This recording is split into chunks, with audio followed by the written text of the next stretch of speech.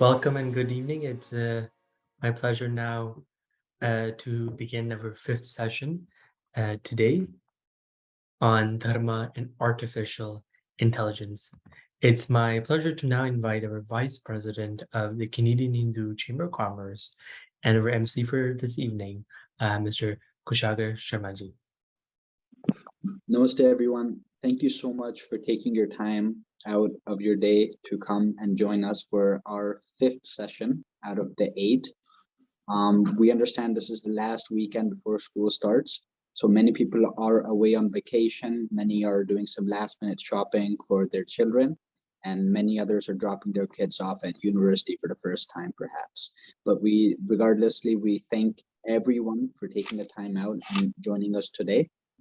Before starting today's session, as we've made it a tradition now, we will be introducing our newest organization that has signed an MOU agreement with us. And today's organization is Paryatanatham Bharti.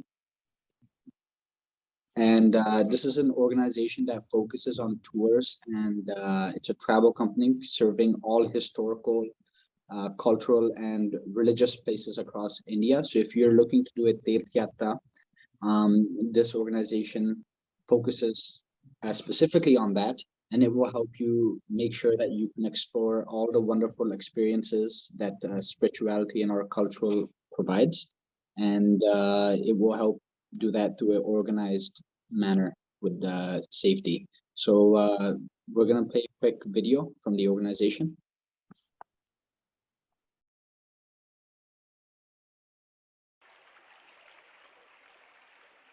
आर्यावलोकितेश्वरा बोधिसत्त्व गम्भीरप्रज्ञा परमितचर्यं चरमानो वियवलोकिते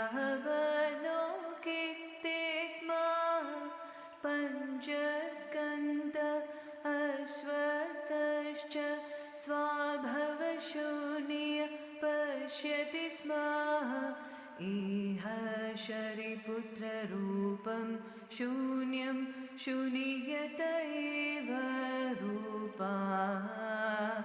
Rupana पृथक् शून्यता शून्यतया न पृथक् सारूपं यद्रूपं स शून्यत यत् शून्यता सारूपम् एवमेव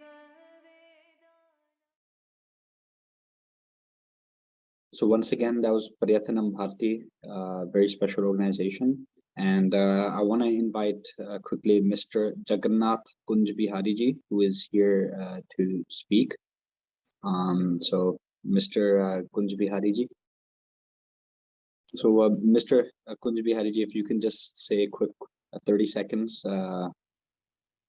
Our advisor, another advisor, Mr. Subrat Kumar Pushti will be say, but I want only introduction. Our organization Paryatan Bharati focus ecotourism, go tourism, agro-tourism, and forest tourism, education tourism. We are the only one organization in India who is the according to spirituality and a temple tourism focus. I would to request to Mr. Subrat Pushti will be say about what is Paryatan Bharati. Subrat Pushti ji. Hindu Tirtha Odisha or Hindu Tirtha India or Hindu Tirtha Bharat.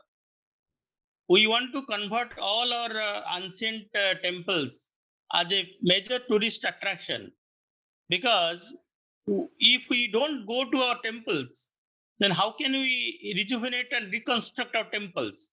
So we need to reconstruct and rejuvenate our temples by focusing it as a tourist attraction center. Many of our temples are now in a very dilapidated condition. So with this Paryatan Bharati, we want to focus that all our Hindu traditions, Hindu people throughout the world should visit all the temples like Hampi, like Jagannath Mandir, like Konark Mandir, like Modhera Sun Temple in Gujarat, and we should also develop the tourist spaces nearer to that places through ecotourism, to staying in the villages, staying in the rural areas, which is nearer to the temples. So by that we can develop the place, develop the temples, rejuvenate the temples, reclaim our old heritage, because there are so many things which has been invaded by others and they have been destroyed. If we want to rejuvenate them, then we have to commercially help them. We have to organize, not only because all the temples are now under government control.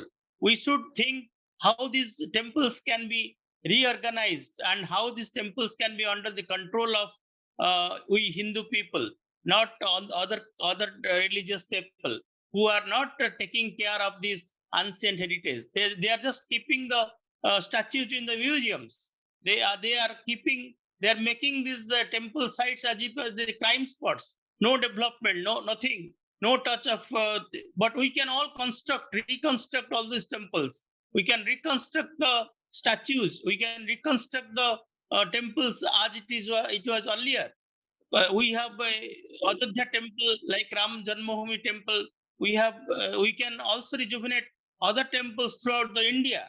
It is not that we should only focus on only one or two temples. There are millions of temples across the country, and we need to visit them. We need to have a connection with the international audience so that all these temples can be rejuvenated and reconstructed, and we can have the golden India that we are foreseeing earlier very soon. And we want, through this tourism, we want to also educate these people through Veda, through our Ramayana and Mahabharata, through Sanskrit, because Sanskrit is the original language which is being gradually diminished because we don't give focus. So our puja paddhati and all those things, they are based on Sanskrit. So we must remember that if we want to develop our Hindu culture, we must develop Sanskrit, and we must develop all our ancient Hindu temples throughout the country through tourism, through different type of activities. So we can, for example, we can have a festival. We can have a rural festival. There are so many festivals which are celebrated in India. In every year, in every month, in every time, there are some festivals. For example, if you go to our Puri Jagannath temple, every day there is a festival. So all these festivals need to be also rejuvenated. These festivals need to be celebrated because the festivals are for tourists. Tourist people enjoy the festivals. So if we can rejuvenate these festivals with a common collaborative effort with all the people of the world, all the people of particularly the Hindus of the world, then we can all be happy and we can all share our prosperity. We can develop, for example, we want to stay in a very peaceful atmosphere, which can be done if we can make all these surroundings of these local temples in a better place to stay, so that the local people can give their house, and local people can, we can stay in the local people's residence.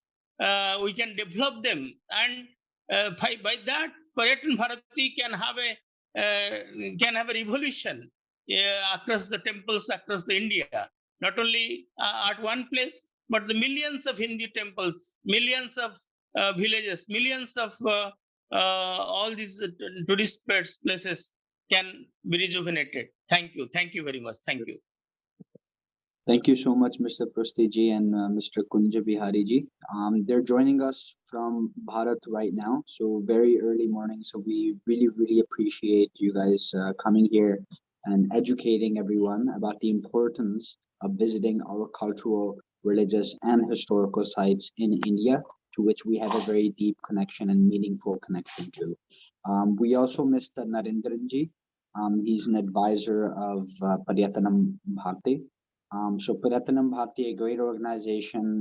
If you're interested in visiting any type of our historical, religious, and cultural places, please do reach out to them, and they will organize it in a very safe and very secure and very comfortable manner. So you'll be able to visit all of these places across India and enjoy it thoroughly. Thank you so much again. Now, I would like to introduce, he needs no introduction, but nevertheless, I'd like to introduce our Kavinda Rishiji, who also goes by Jeffrey Armstrong. Jeffrey Armstrong or Kavinda Rishiji is a philosopher, practitioner, and teacher of the Vedas for 40 years. Prior to his teaching, he had a successful career as an executive in the Silicon Valley. He spent 5 years in an ashram as a brahmachari. For 15 years, he was a corporate executive in the Silicon Valley and a speaker for Fortune 500 companies, and was written about regularly in the US Today, the Wall Street Journal, LA Times, San Jose Mercury News, Discovery Magazine, CNN, Stern, and many others. We are very lucky to have Kavinda Rishiji host this very special series. We're on number 5 of number 8. There are still 3 more to go. And what I encourage everyone to do is go on YouTube, go on the official Canadian Hindu Chamber of Commerce YouTube channel, and you'll be able to see the previous ones. And once you watch it in order, you watch 1, 2, 3, 4, and the 5th one, it will make a lot more sense, right? It flows a lot better. You will enjoy the newest session a lot easier. So please do, whenever you get the chance, please do see that. And sorry, one more thing. Recently, if you have not heard, our very own Kavinda Rishiji was awarded the Distinguished Hinduologist Award by the ICCR, which is the Indian Council for Cultural Relations, a government of India body. So many congratulations to our very own Kavinda Rishiji from the Canadian Hindu Chamber of Commerce. We're very proud to see Kavinda Rishiji getting such recognition from the government for all of his extinguished and hard work. So without any further ado, I'd like to pass it on to Kavinda Rishiji. Thank you so very much. And it's such a pleasure to be with you all again. It's an honor and a delight to be with you as we enter into the next phase of this renaissance of the Hindu Vedic culture worldwide. And it's very exciting that we're all able to participate in this together. Because I came in from the cold, from the outside, I always begin Guru Brahma, Guru Vishnu, Guru Devo Maheshvara, Guru Sakshat Parabrahma, Tasmai Shri Gurave Namaha, and then Omagana Timirandasya, Ganangana Salakaya, Chakshur Unmilitam Gena Tasmai, Shri Gurave Namaha. In my case, it is absolutely the case that I was born blind and I groped around and bumped into things and didn't understand, but I had questions. But only the gurus from Bharat had answers that were any way different than the rest of what was being given throughout the world. So we are all so fortunate to be associated with this profound, unique, and deeply compassionate and caring culture. And this time in our 5th session, we have gotten to the point. We've already discussed Introduction to Dharmocracy, how to reframe your Hindu identity, change the narrative, how to reframe your Hindu identity again, and then who are you actually serving? One of the important dharmic questions. And finally, this week, Dharma and artificial intelligence, taking us to the current dilemma that our world is facing, which is how to adapt to technological developments without destroying the world. It's that simple. The new powers that have been given to us, in my opinion, it is the Vedic civilization that has the medicine. Number one, because in order to hold the right viewpoint, it is not optional. You must see yourself as on a journey of many lifetimes going from life to life. Without a context of that magnitude, you will be Duratma, not Mahatma. You will be small-minded. You will not be large-minded. You will not hold the bigger picture because your tiny selfishness will drive you. One lifetime desperation is the disease of Christianity, Islam, Judaism, and of course, the runaway abused child from the medieval Catholic Church, modern science. All of them are in chaos and mental illness from one lifetime itis. The other thing I want to begin with reminding you all is that my emphasis in this is linguistics. It is to say the correct use of both Sanskrit and the English language. And that means not using inappropriate English words that were planted in your mind by Lord, and I don't mean him as a lord, so-called Lord Macaulay, when he destroyed the Sanskrit educational system in Bharat and replaced it with English-only propaganda.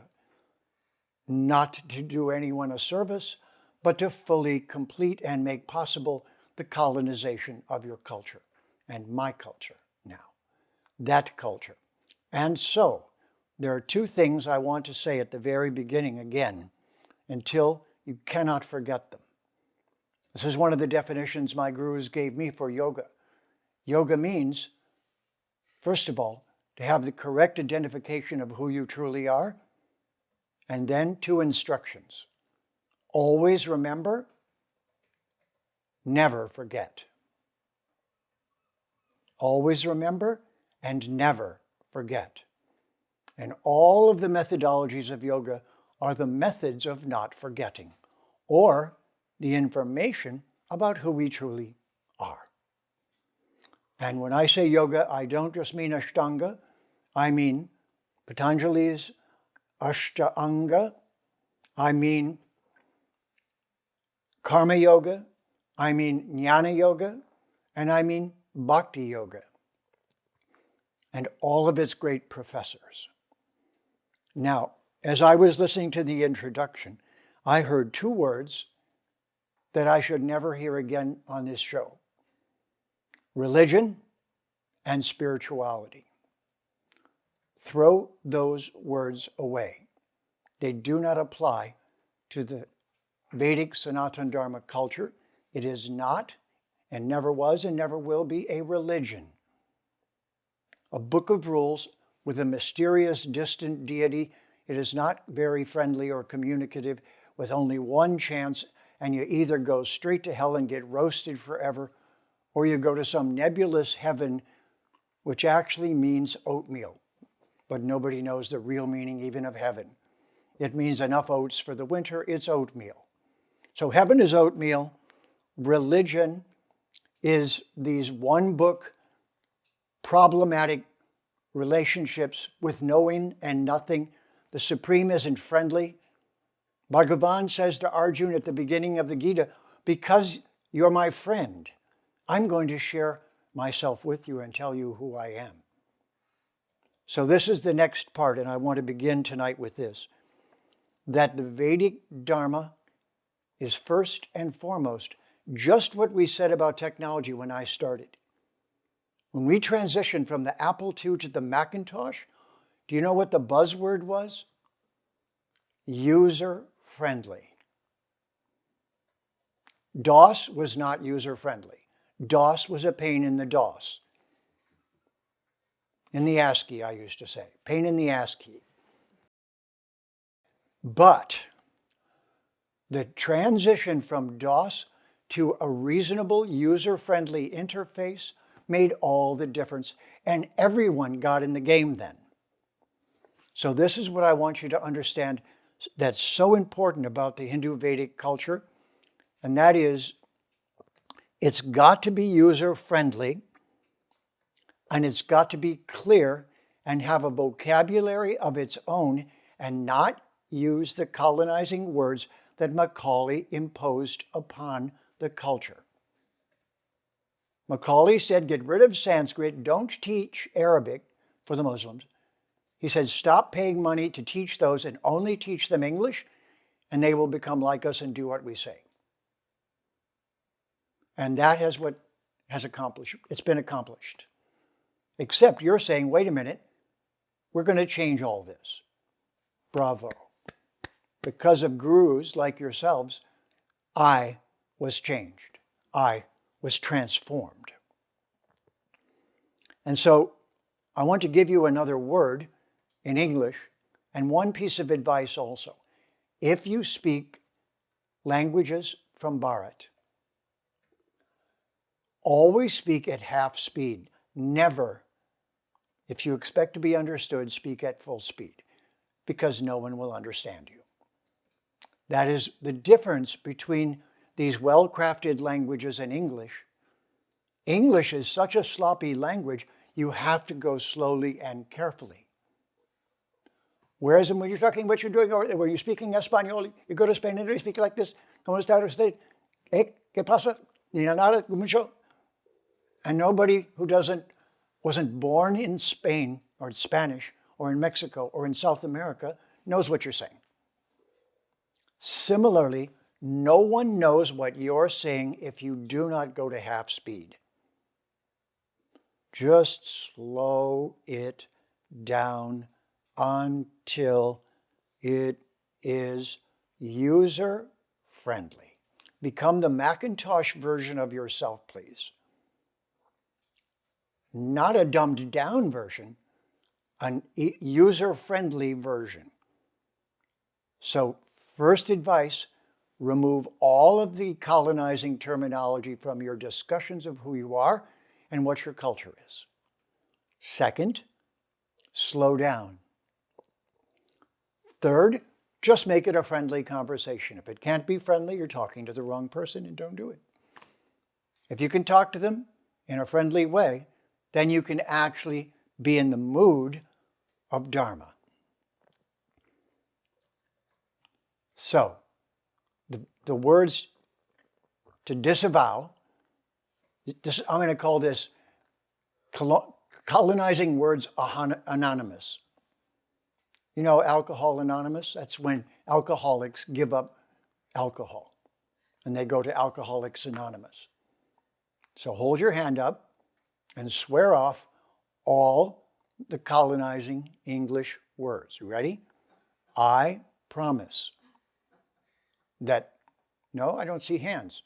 I promise that I will do everything within my power to remove the colonizing English from my vocabulary, and I will never use it to describe my culture, the Hindu, Vedic, Sanatan, Dharma culture. Thank you very much. You may take your hand down. It was all optional. Thank you for participating. It's between you and Bhagavan. It's between yourself, and now this is the next step because of our topic today. It's all about artificial intelligence, isn't it? Well, that's because the computer is being used to replace us. It's not complicated. What our humanity is, and remember where human came from? Bhumi. Bhumin, B-H-U-M-I. The Sanskrit word that gave us humus. And humans are made out of dirt on a good day. So, we are Bhumin beings. We are Humi beings. We are humus. And so, I'm going to give you an alternative word to artificial intelligence. And in a moment, I'll tell you why. The alternative word is artificial intelligence. Don't be artificial. Be from the heart. This is what bhakti is. If there's not an appropriate amount of warmth and true caring emanating from your hridaya, right? Hridaya, in Sanskrit? Remember what that is? Hari's dais. The Hridaya is the seat of Hari, Bhagavan. And he says in the Gita, I'm in everyone's heart, and I'm guiding their wanderings through the realm of Prakriti. So, Hridayas, Hridaya. And if you are speaking from there, the words that you say will vibrate differently. Heartificial. They will officially come from your heart. And artificial intelligence is what is creating the opportunity in our world for despotism that we have never understood. For everyone being dominated by a few domineering and wealthy and powerful beings. And we are on that road. And if we don't get off that road very consciously, then there may not be a world as we have known it. The most conservative ecologists are saying 10 years until you may not be able to turn back fast enough to stop an epic destruction. So I would like to say to you, and I know this because I worked in Silicon Valley and watched it close up and personal. This is not something abstract to me. I was there, and they didn't tell you in the introduction, but I spent 10 years as a comedian, you'd never figure that out, satirizing technology, making fun of technology, ridiculing it, saying that it's dangerous. And I made full-time, I got paid fairly decently for going from computer company to computer company and telling them to be careful not to destroy the world. I was already a yogi. This was my seva, to warn them about artificial intelligence. So I love this topic because I did it full-time for 10 years using comedy. Artificial intelligence. Speaking from my heart, showing them where this could take us. That it is an enslavement, a possibility of enslavement that goes beyond anything in history.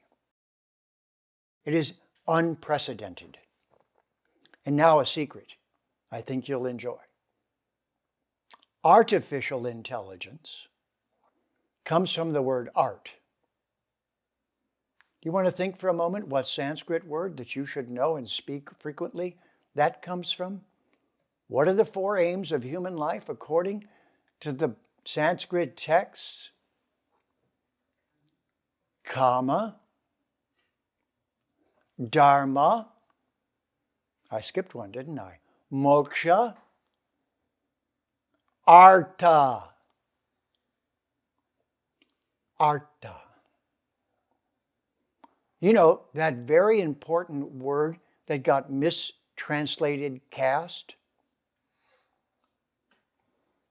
Because artha, is that not the art of something that you contribute to society?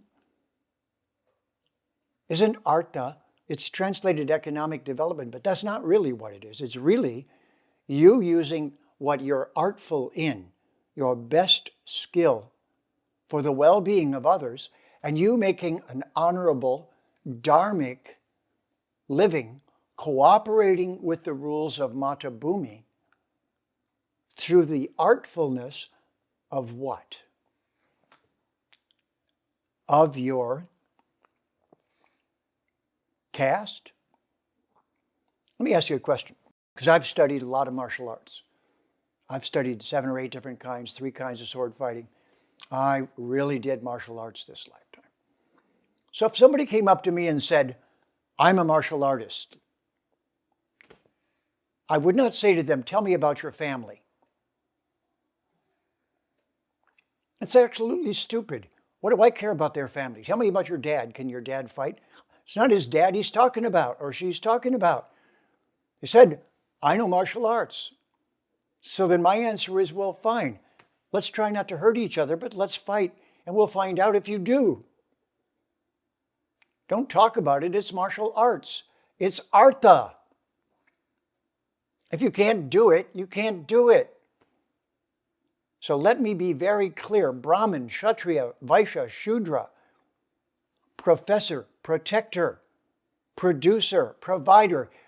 And provider, Shudra means doing a skill that's valuable in society in a trustworthy way. It's not a lesser occupation. It's a particular skill set that holds life together. My partner Sandy and I, every few weeks, get our nails done by a wonderful manicurist. And that's all she does. She's a Shudra. I don't say that with disgust. I don't say she's in a lower caste. She's marvelous. She's brilliant. She makes my hands beautiful. But she's a Shudra. It is not lower than being a Kshatriya. It is not lower than anything. It's specific. And it's known as your Sva-dharma. Your Sva-dharma, from the root of dharma, which is dri, which means the essential nature of a thing, which if you take it away, that thing is no longer itself. In this glass, you will see some water. Trust me, it's water. If it's not liquid and it doesn't quench my thirst, it's not water, but it is. And we're mostly made of it, aren't we? So, what is the dharma of water? You see? That's how the word is used. The root is dri, and dri means the essential nature of a thing, which if you take it away, it is no longer itself. Take away liquidity, it's no longer water. Take away holding, it's no longer a glass. This is the meaning of dharma. That's why it's got nothing to do with religion. It's not faith, it's not what you believe, it's what you can do. It's how you're constructed. It's your varna, isn't it? And varna, you don't determine your varna by asking who your mommy is. I say, I'm a kick-ass warrior, and you say, who's your mommy? And I say, you. Dummy. Because you don't know what to do in the presence of a warrior, so you're obviously not one. I highly suggest you don't spar with me. It'll be unpleasant. Unless you're a warrior, in which case we'll be careful not to hurt each other. But we'll find out who has better skills at protecting. A Kshatriya is not just to hurt. Kshatriya means hurt and protect, doesn't it? But protect first. A policeman that just wants to hurt and that's why they've got the job is terrible. Now, what's this got to do with artificial intelligence? Because until we understand artha, how can we understand the correct use of technology? Technology is just destroying our understanding of our proper work in the world, how that ties in with who we ultimately are. They're not related. Your artha, whether you're a Brahmana, Kshatriya, Vaishya, Shudra, has nothing to do with you being an Atma. Except you, the Atma, are in a body, and that body has a certain set of abilities, and those abilities make you useful at a particular function, right? You see it? So there should be no word caste in the Vedic civilization. It's Portuguese, casta. And it means money you inherit from your parents, or political power you inherit from your parents. That is a caste system.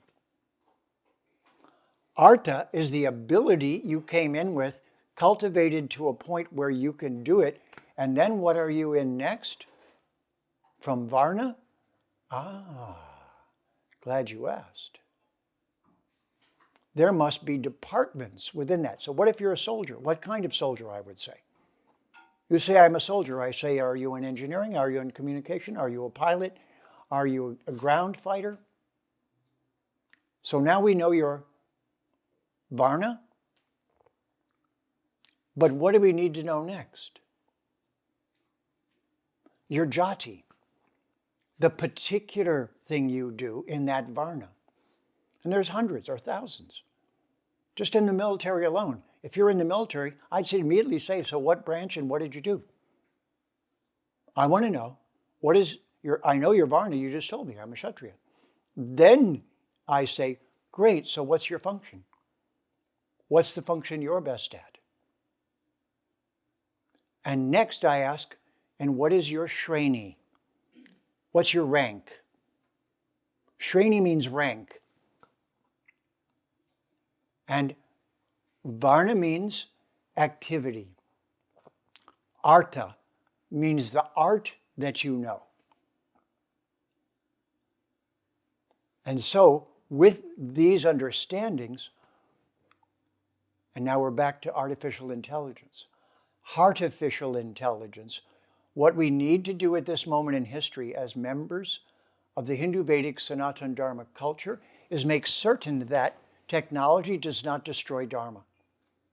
And in doing so, destroy humans, their free will, their ability to be who they are, not dominated by machines or technology or despots. And people cooperating together to build a future for our planet, for Mata Bhumi.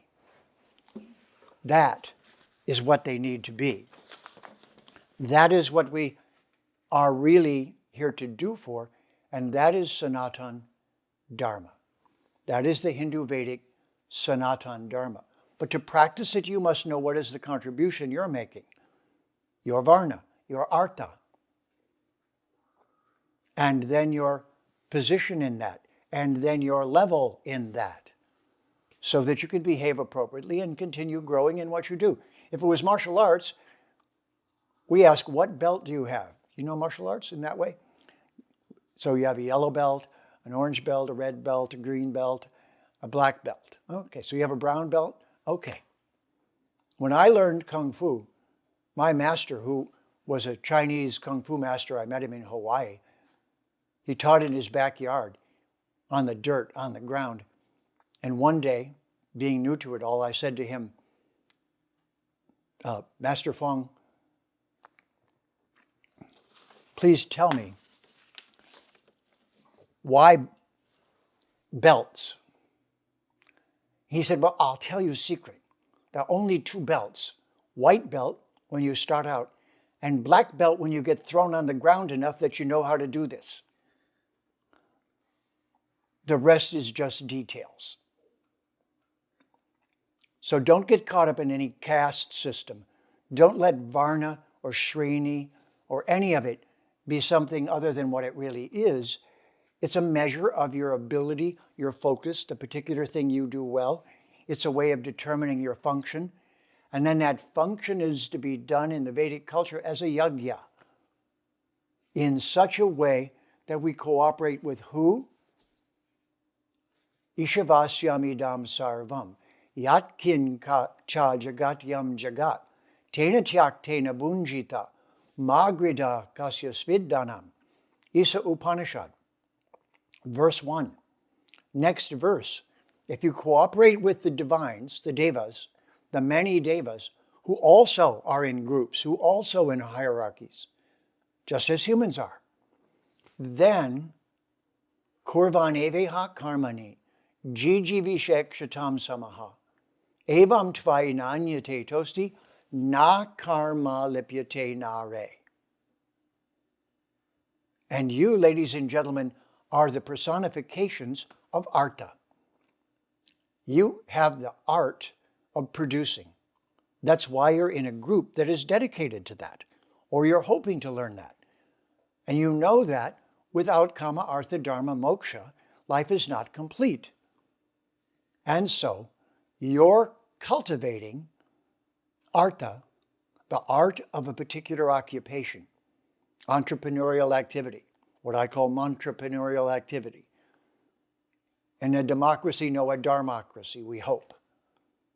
And what I'm here to share with you is a way to look at this, a way to think of this, a way to speak of this that does not trap you in the colonial trap you were put in by Macaulay and others like him. And until you fix your language, and until you learn to bring these terms across the way I'm doing right now, so that they cannot become confused and muddled and mixed up and used against you, then you will continue to flail about in the morass of language that Macaulay knew he was throwing you into. So the secret, to make it very simple, is do not use inappropriate words that were given to you in order to steal your culture. Do not use colonizing English. Do not use those words. Number two, learn about 100 or so Sanskrit words that are absolutely mandatory. They're in the back of the Bhagavad Gita that I translated. If you want a starting point, you must have 100 or so word Sanskrit vocabulary. There are no English synonyms to replace them with. If you replace them, you lose. If you use them, you can slowly educate the audience that you're speaking to those words, and then you can share the Vedic world view. Because you're all dedicated to Artha, then the next step is not artificial, but heartificial intelligence in pursuit of Dharma. Sva Dharma, the Dharma of individualism. Sanatan Dharma, the Dharma that is always true. And Bhumi Dharma, because it's what we need to really do at this moment in time. Not give in to robotics, but turn robotics and user-friendly back to human dignity and the arts and skills that are unique to us because we are Mata Bhumi's children. I believe my time has expired by 1 minute. Thank you very much for listening. And with this little bit, try to take in each of these pieces each time. And remember, what we're doing is reframing the Vedic Sanatana Dharma identity. We're using language to do that. So really it is reprogramming. But this isn't artificial, this is heartificial. And with that, pranams. Thank you very much for listening and giving me this opportunity. And I am grateful to all the great gurus for everything that is in my life, in my heart, and it's an honor to be able to share some of it with you. Thank you and pranams. Namaste, Jeffrey. Thank you so much for this very insightful session, as always. And something I'm going to be taking with me for sure is not using religion, but Vedic Dharma from now on. And I think it's so key and so important and something that we always pick up on. Before we open up for our live question and answer period, which I see a few questions are starting to come in, I want to announce that our gala, our Dhanteras gala for the first time, our first one, will be happening November 5th, 2022 from 6 p.m. onwards. It will be happening in Oakville at 2245 Spears Road, Oakville. It's this beautiful banquet hall, really brand new, over 400 spaces for parking. It'll be a unique, fun-filled evening with numerous opportunities for networking. Awards will be given out to business individuals as well as prominent Hindu members of our community within Canada and North America as a whole. And your attendance and your presence is highly welcomed and will make this event even more a greater success. So we look forward to seeing you all there and being part of that unique Dhanteras gala, first of its kind. So we're picking up on some of the things Jeffrey G has been teaching us and incorporating that into our sort of CHCC family as a whole. There's one question, very unique. They asked about the Matrix and the movie and stuff. How do we sometimes we feel that we are in that sort of lifestyle of things becoming more unreal? How can we use our knowledge to know that we're really in the world itself? There are various ways that we can be disembodied. This method has never been tried before. throughout history, despots of all kind have done something that surreptitiously took away certain autonomous abilities that we had as human beings. And we are faced with another moment of that sort. So one of the first places to look is childhood development. The biggest danger on our planet right now is to our children, because unless you give them medicine, which is knowledge and classes and instruction, to counterbalance what they're automatically being bombarded by, their nervous system, their temperament, and who they are is going to be shaped by the world and not your influence.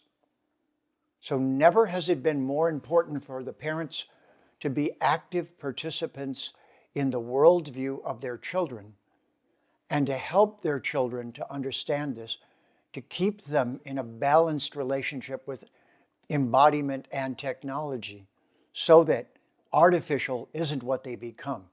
Because soon as they do, they will be robots. Soon as they do, they will be co-opted. They will not even know what they could have been. It'll be too late, because their development bonded them to being a robot, to being an automaton, better word even. This automaton training is what we're in the face of, and it is the danger right now. And you as parents and grandparents have to become alerted to this and set up a curriculum that counterbalances technology. Just as if you're at all sane when it comes to technology, you don't keep your phone with you all the time. You put it down, shut it off, and go somewhere else. You don't keep online 24/7. You don't make your alarm clock be if someone wants to talk to you at any time during the day just because the computer says so. You put the computer in its place. And this is exactly what has to happen, with great self-awareness and consciousness. So I would say to you, Macaulay's next trick is technology. Because instead of meaning in life, which is what English took out of Sanskrit, the meaning of Sanskrit was removed by English. Next, ironically enough, Indian engineers and Sanskrit were used to make programming languages. Binary mathematics came from the Rig Veda.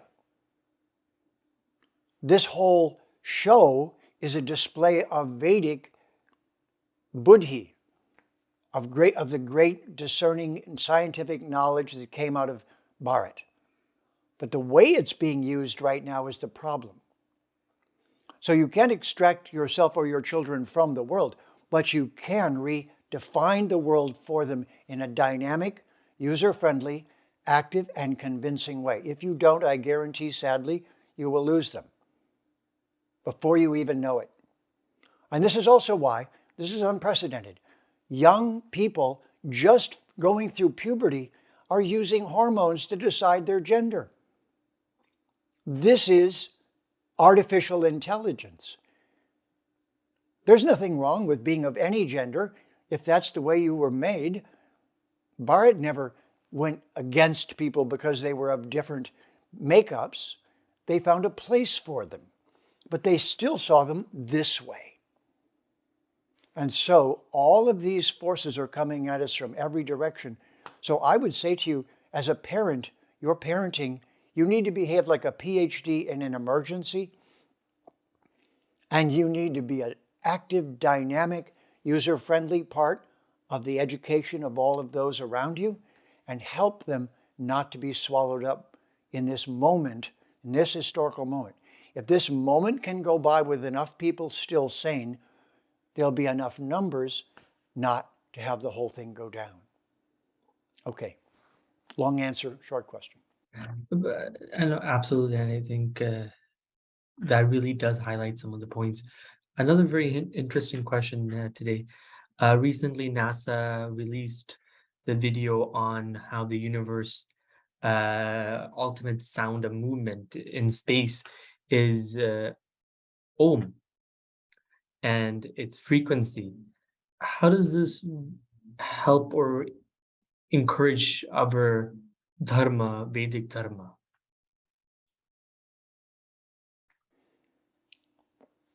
Well, it's a wonderful opening, isn't it? So this is the thing. If you get an opening like that, then the next question is, so are you going to take advantage of it or not? Just like what I'm sharing with you right now, think of that as an opportunity. Now, here's the equation, same equation.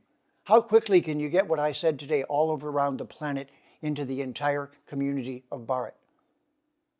Just as someone said at the beginning, couldn't we do something to make all the temples become places people want to visit?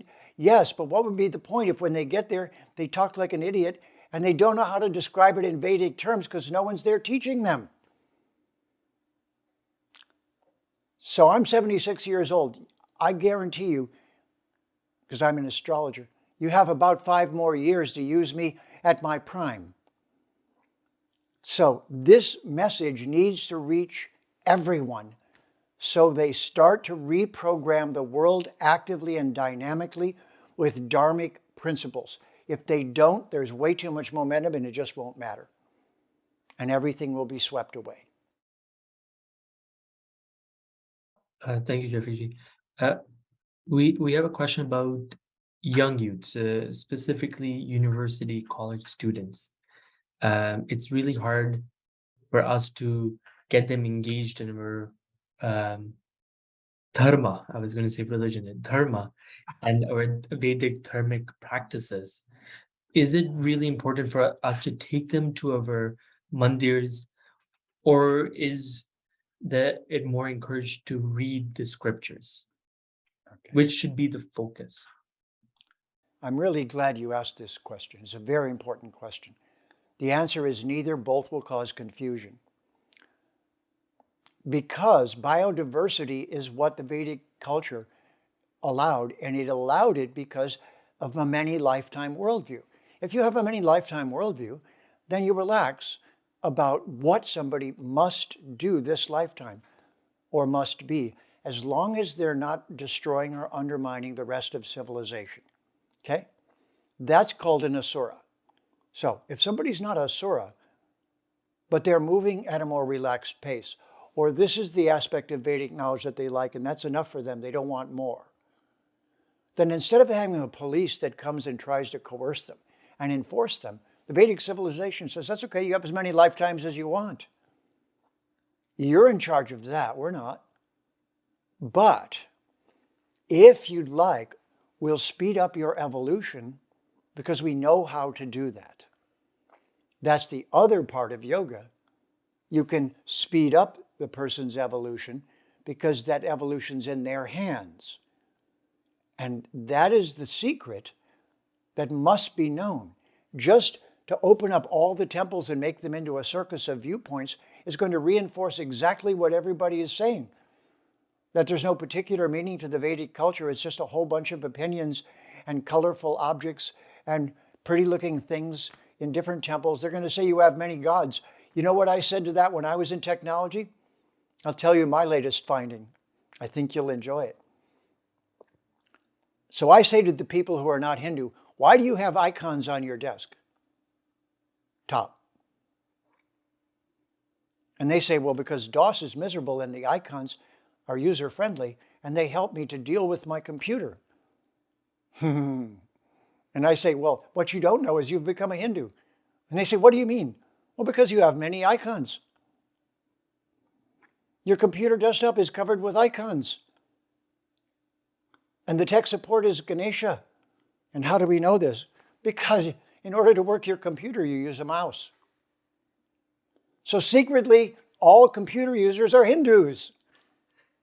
No one's just told them yet, because we're just waiting. Once they're totally in, then we'll tell them, oh, by the way, you're a Hindu.